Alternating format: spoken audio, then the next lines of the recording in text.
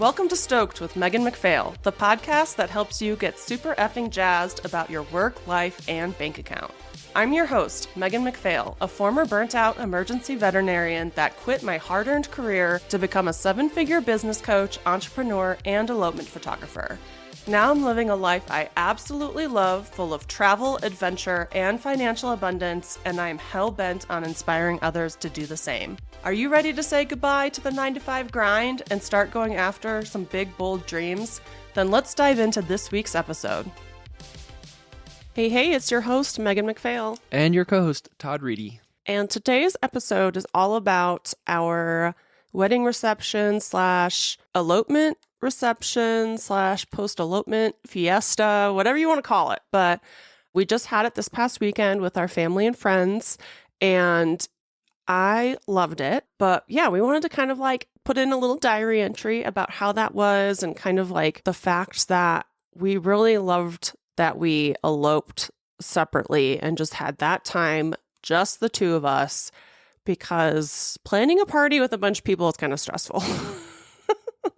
It was so fun and so worth it. And the whole reason why I really wanted to have that party was to have a reason to get all of our families together, because my family's scattered all over the place. A lot of us are here in New Mexico, but I also have family members in Colorado and Chicago and the East Coast. And you have family members all over the place as well. Yeah. And I had some in Michigan, Texas, California, Colorado, and then some friends kind of scattered around too. So it was just kind of fun to get everybody together, just hang out. It's been great. Yeah. So I think like the fact that we had our ceremony previously by ourselves really kind of limited the stress of this party day. Like we rented out the rooftop of a brewery that we had our first date at, and we rented it out from like 5 to 9, and we offered drinks and had like a buffet that was catered by one of our favorite restaurants called Don Choche's. And we, really just invited some of our closest family. Well, pretty much all our family was invited, but closest friends and some photographer friends. And it was great. So one of the things that I thought was funny was that for years now, I photographed my first wedding in like 2014. So I've always told people, spend the money on a vendor. Don't DIY things. Just like spend the money, and it probably won't even cost you as much as you think. Like have somebody do the setup and the takedown. Don't try to DIY stuff, because I'd see people DIYing things and they'd seem stressed out, and having family members, having to like get ready and set up stuff. It just always seemed very chaotic and not that great. And yet that's exactly what I chose to do. I chose to DIY centerpieces, some floral installs. Like I decided to get dried flowers and fake flowers, and I made everything myself. And, I got vases, I got things to hang on the walls and hang from the ceiling. And it was a nice little creative outlet for me, though, because I would just go into the garage and I'd be in like my pajamas, and I'd just spend a couple hours creating little flower things, and I really loved it. But I probably spent just as much money as if I had a florist do everything. I had tons of Amazon boxes coming like every day, and I ordered a lot of stuff that I decided I didn't want to use and we still need to return. And our garage is a mess, and there's like lavender everywhere, because I used a lot of lavender and stuff, like dried lavender. But it was really fun for me, and now I know how to do all the things. So I can basically become a florist now. So you said that you had seen other brides and grooms do it themselves and they were stressed. Did you feel that like on the day of? Kind of explain your thought process of why it was so successful for you. I didn't really feel that stressed. Like, I think I had organized it all really well, and people were really, happy to help. They didn't have to, but, my cousin's daughter, Leah, came, and she brought scissors and string. Like, she had like a whole pack with her, and she was like, I'm ready to help, And I'm like telling her to do all these cute little projects and stuff. And she was really helpful, and having other people's kind of creative eye to do some things was really helpful. And I don't think it added to the stress of anybody else, because it was just the one day. And then, yeah, some of your friends, like your local Albuquerque friends or our friends or whatever, they were really nice at the end of the event, helping us tear down and pack up everything, which again didn't take as long as I was worried that it was going to. So I feel like it all went even smoother than I was concerned about. What would you say? Yeah, it was smoother than I'd envisioned. And I think that it wasn't as stressful, again, because we did our elopement. We did like the legalities, we did our vows, we did all of that stuff separate. I couldn't imagine having to do all that stuff, like write our vows and for you to make all the florals. Oh, yeah. Right? So like being able to break those into different events, I think that gave us one more time, but like more mental space to like do them. Like, well, you did the vast majority of the work for this party, if not all of it. And so like you having the time to do that without having to worry about the more stressful things. Yeah, because our elopement was really about us and we got to focus on us. And then this weekend, to me, wasn't about us. It was about our families and our guests and them having a good time, which I was in that mindset. But then other people were like, we're here to celebrate Megan and Todd. So there's like a lot of congratulations and stuff like that. But I was almost surprised with all the congrats because to me, I'm like, this weekend's about you guys, not about us. Like it's about everybody getting together. And like some of our family members hadn't met yet. I think our moms could be best friends if they lived in the same place, which was really cute to see. And like all the little kids, you know, nieces and nephew and stuff like that. So yeah, I think the only reason why it wasn't stressful is because we didn't have a ceremony we had to do as well. We just got to show up and have fun. And yes, I wanted to decorate and stuff, but everyone seemed to really like and appreciate the decorations. And we had photos of us all over the place, which seemed a little narcissistic to me. But I think people enjoyed seeing some of our photos from like earlier in our relationship and stuff like that. And everyone got their photos taken. We had a photographer, of course. And that was really important to me as well. And I think one of the things that we struggled with was just what a lot of people struggle with when it comes to these parties is that so many people are traveling in from out of town and kind of dropping things. And, you know, like kids took time off of school to come out here. People probably took some time off of work or whatever. And traveling to go to a party is like a big deal. And then even with only like 50-ish people invited, we still didn't get to spend as much time with everyone as we would have wanted.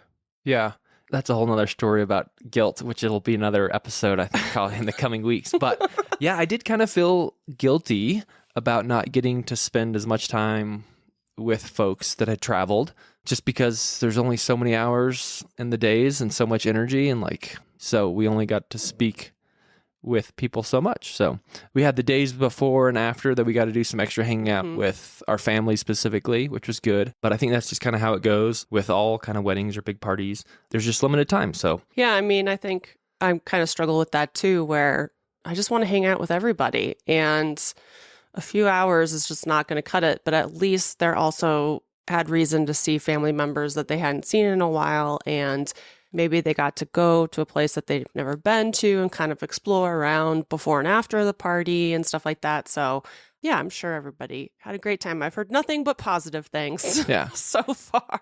And even though it is a whirlwind. Yeah, it was a whirlwind. Like, we're exhausted. It was, all things considered, from like a wedding standpoint, like super easy, super small, very few logistics in the grand scheme of things, and we are beat. Yeah. Yeah, I think our social battery is very similar. I mean, on Sunday after the party, I just had to basically veg on the couch watching Netflix for a while because I'm like, oh my God, if I have to talk to another person, even somebody that I love dearly, I just can't do it. My battery is zero. So yeah, so I think it was challenging for us introverts and stuff, but also like so great seeing everybody and getting hugs and taking photos. Like I've already looked at some of the photos because we had a photographer, but I'm still sending them off to my editors to kind of cull and edit and stuff like that. And some of the photos with our family members, like your mom cried, which was so cute. And my niece Iris, who I'm obsessed with, was adorable. And I got to hang out with and get a fist bump from Jenna, who is my cousin's 2-year-old daughter. And she's a little shy, so that was special. Yeah, having so many people come out and be able to meet each other, I think it's just like the start of lots of beautiful family times. Okay, so for those listening who are planning something like this or considering eloping and doing something on their own or like throwing a party afterwards, what do you think you would do different, if anything? I don't know if I would do anything different. I mean, I still think for the vast majority of people that they should hire the vendors and not DIY things. I think I had kind of a leg up because I've seen so many events like this. So like I knew exactly what I was going to do. And I don't know, I just need creative outlets like that sometimes. But I mean, I don't think I'd really change anything. I really liked how we did it. And I like that we didn't have like our elopement and then right away the party. For like, sure. Our elopement was a while ago. Well, it was September 5th and our party was October 28th. And it was really cool to have that separation because I could just focus on planning the elopement and then that was done. And then we shifted gears into the party and kind of like coordinating what we were going to do Friday night and who was coming and who wasn't coming. And there's just lots of conversations that happened with family members and friends that, you know, if we were having all of those before we eloped, I don't know. It's just stressful. It's too much, at least for us. I really liked how we did it. And I know a lot of our couples do similar things where we photograph and video their elopement. And then at some point later, they go home and they have some kind of like laid back party.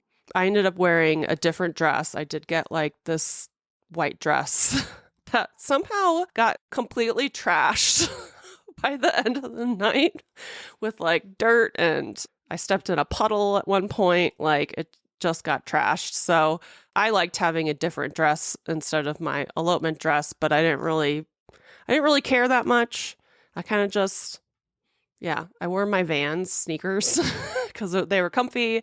A lot of the pressure had already been gone, but I think a lot of our friends and family, I mean, it's kind of confusing when you split things up. Like one of my cousins was joking, he's a jokester, and he was like, how many times have you and Todd gotten married now?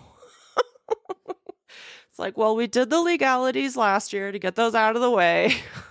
And then we said our vows in Alaska, and then now we're having the party. Like in our industry, it all makes a lot of sense. But for most people, it's a little confusing. And a lot of our Albuquerque friends were like, so when did you get married again? Was it recently or months ago or last year? Like people were confused, but they all showed up. They had a reason to all come together.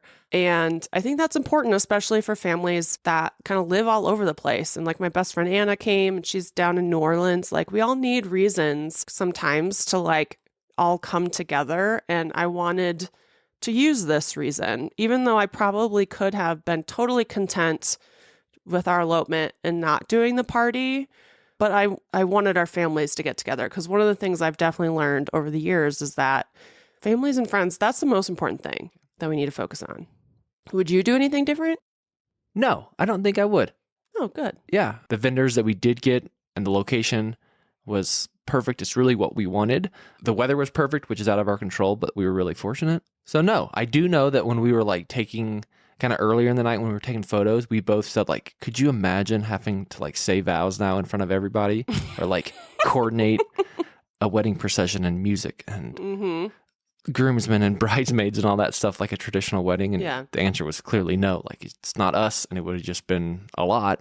But that's part of the reason why we chose to do it like we did, because that was what was right for us. So all in all, it was great. Yeah, and I loved seeing our families talking, and I think your mom said if they ever got together with like some drinks, they'd probably never go to bed. Our parents, collectively. Yeah, like they'd probably be staying up all night just chit-chatting because they had so many things in common and they really got along well. And I think your family said something similar, like we could see us all hanging out and stuff like that. So that was really cool that our family all got together. And there was no drama. Thank goodness. Beforehand, we were like, who are the biggest players that could potentially cause some drama? And none of them did. The troublemakers behaved. Yeah, the troublemakers behaved all really well. I think the only sad part was the fact that one of our nieces, Amelia, got sick at the zoo the day before and couldn't make it, and her mom had to stay home. So 2 very important people didn't get to make it. But yeah, other than that, it was great. I think everybody who RSVP'd showed up. I had some of my inner circle photographer girls come, which was so fun to see them again. And meet their spouses. Oh, yeah, and meet their spouses that we had heard so much about but never met before.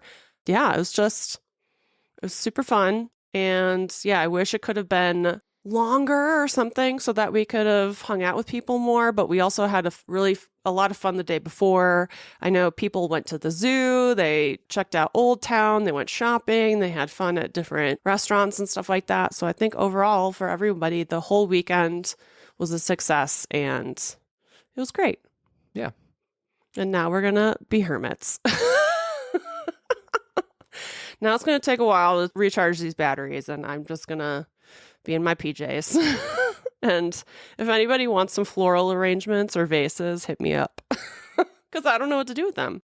Cool. Well, thanks for listening to our little recap on our party, and we will be getting back to some really great business advice in next week's episode. Bye. Cheers. Thanks so much for joining us on this episode of Stoked with Megan McPhail. If you enjoyed the show and you'd like to help support the podcast, please subscribe, leave a review, and tell a friend. If you're looking for more inspiring content, check us out on Instagram at Stoked with Megan McPhail. And to learn more about my business coaching and how I can personally help you quit your 9-to-5, visit my website at meganmcphail.com. I hope this leaves you feeling stoked. See you next week.